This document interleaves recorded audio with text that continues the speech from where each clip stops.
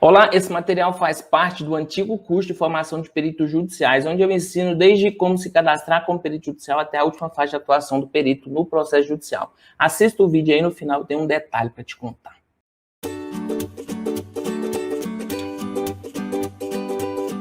Agora que você já fez as diligências e reuniu todo o material necessário para a realização da perícia, é hora de elaborar o laudo técnico pericial. Nessa aula, eu quero mostrar para você como elaborar um laudo de forma completa e competente, esclarecendo o juízo quanto aos aspectos técnicos e científicos da matéria.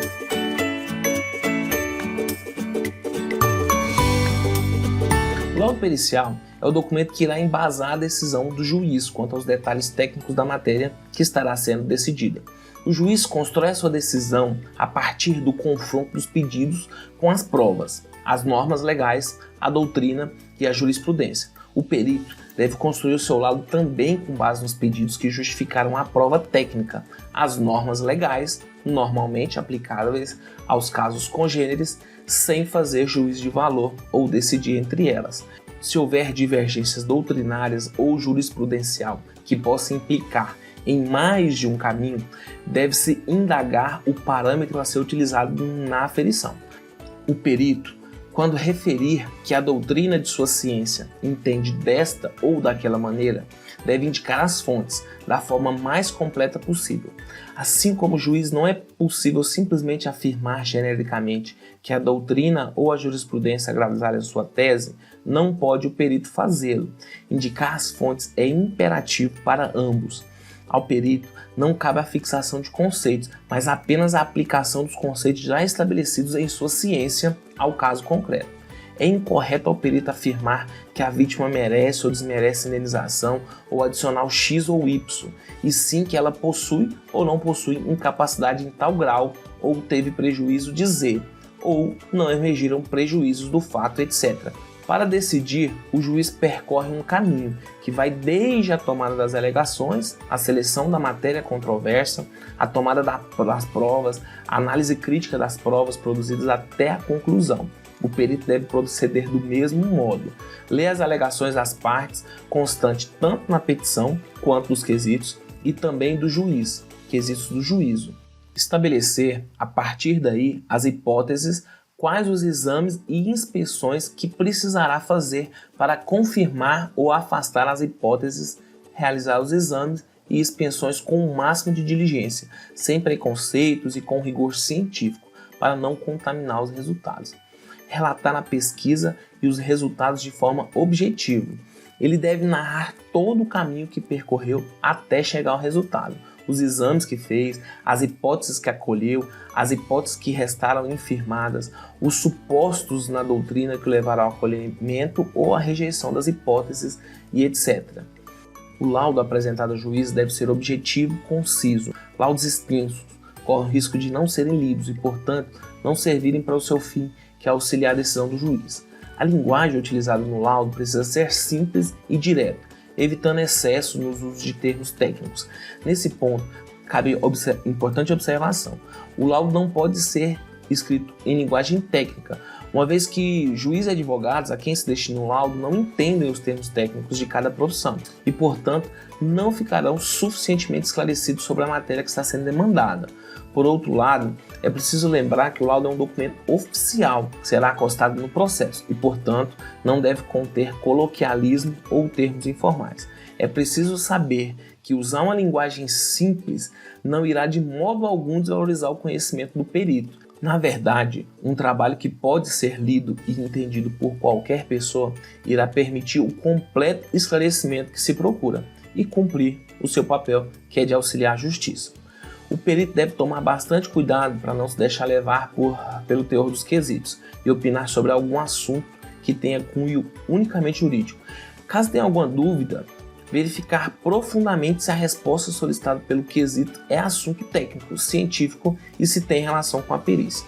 Persistir na dúvida, o mais aconselhável é ter uma conversa com o juiz, buscando esclarecimento sobre qual é o posicionamento do magistrado sobre a matéria. Se o magistrado decidir que é matéria de direito, não tenha dúvida, coloque no laudo apenas que o quesito é impertinente por se tratar de matéria de direito. Mas fique atento, Não é toda questão que envolve legislação que é matéria exclusiva de direito. Às vezes, os quesitos são feitos pedindo ao perito para citar leis, normas ou regulamentos que têm, em sua essência, assuntos de natureza técnica ou científica. Por exemplo, é normal encontrarmos quesitos pedidos para transcrever parte de uma norma técnica, o que não pode ser considerado impertinente, por se tratar de quesito intimamente ligado à solução técnica a ser apresentada na perícia. É fundamental que o seu lado seja bem fundamentado, inclusive demonstrando ao juiz a metodologia que foi utilizada para se chegar àquele resultado. É essencial que você apresente a forma com que foram feitos os cálculos, os demonstrativos financeiros que foram utilizados, a cópia dos documentos, fotos, plantas, desenhos, registros de imóveis, pareceres de consultores, etc. Ou seja, tudo que seja necessário ao completo esclarecimento da matéria periciada. O perito responderá a todos os quesitos apresentados pelas partes, desde que sejam pertinentes à sua categoria profissional. Quando os quesitos não pertencerem à sua categoria profissional, o perito responderá que se trata de quesito impertinente, por se tratar de matéria diversa à categoria profissional a que pertence. Ou seja, não é cabível um médico responder quesitos de engenharia ou qualquer categoria de perito responder questões de direito. A resposta do quesito sempre será colocada abaixo da transcrição do próprio quesito. Se a resposta do quesito for a mesma de outro quesito respondido anteriormente, ela será, por exemplo, resposta prejudicada em razão de resposta ao quesito tal. Os quesitos e as respostas devem apresentar formatação diferente na composição do laudo. Normalmente, eu coloco a transcrição dos quesitos em letras maiúsculas e em negrito, e a resposta dos quesitos com formatação normal. O objetivo de se utilizar formatação diferente para os quesitos e a resposta é tornar a leitura mais confortável e menos confusa. Outro ponto importante é lembrar que os quesitos serão respondidos na ordem que as partes os colocaram. Nesse ponto, primeiro são respondidos os quesitos da parte autora, depois os quesitos da parte requerida e, por fim, os quesitos do juiz. Eu aconselho você a colocar no título do item em que conste os quesitos de determinada parte o número das folhas do processo que aqueles quesitos foram apresentados. Não custa ressaltar que o ideal é colocar um quesito e a resposta na mesma folha. Quando for necessário se utilizar de um termo técnico, convém explicar o que significa esse termo. Além disso, quando for necessária a utilização de procedimentos técnicos para a obtenção dos resultados demandados pela perícia, você deve explicar sinteticamente o procedimento na resposta do quesito.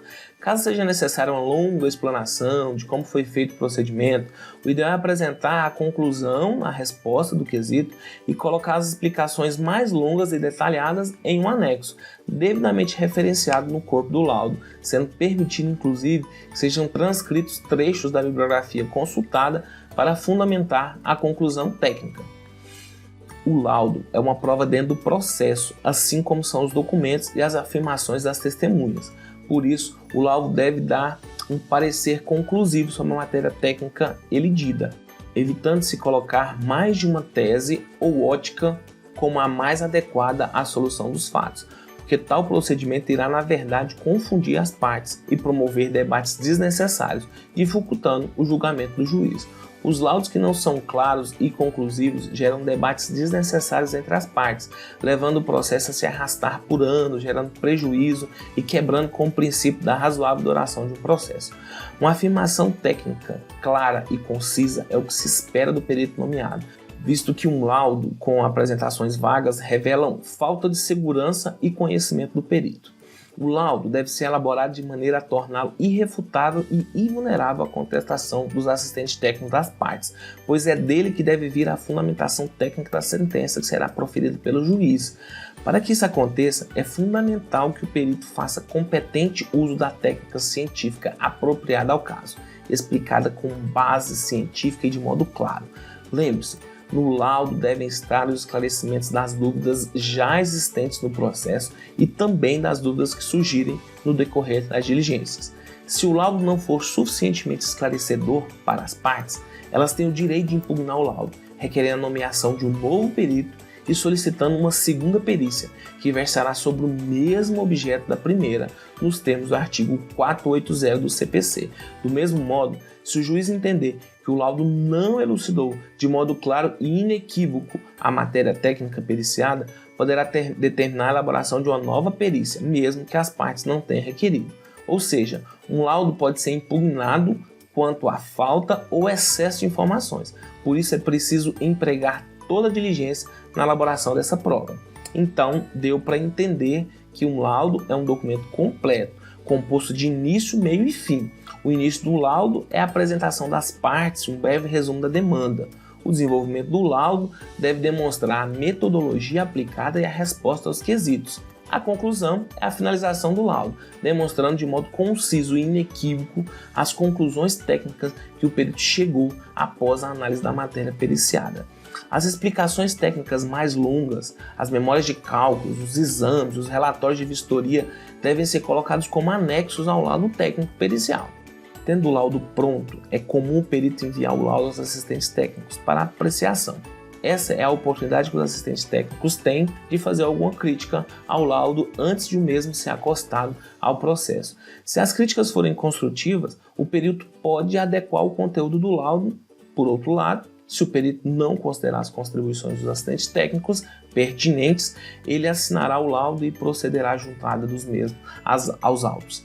Existe uma linguagem própria do judiciário, e que certamente você viu que existem inúmeros termos próprios da rotina forense que eu venho utilizando durante esse curso. Sendo assim, na área de recursos dessa aula, eu também disponibilizei um manual de padronização dos textos que serão apresentados ao Poder Judiciário. Esse é um manual elaborado pelo Superior Tribunal de Justiça, que muito pode te ajudar na hora de elaborar os seus laudos. Agora que você já viu como elaborar um laudo técnico pericial, na próxima aula eu quero falar com você sobre como deve ser a relação entre os peritos e os assistentes técnicos. Até breve!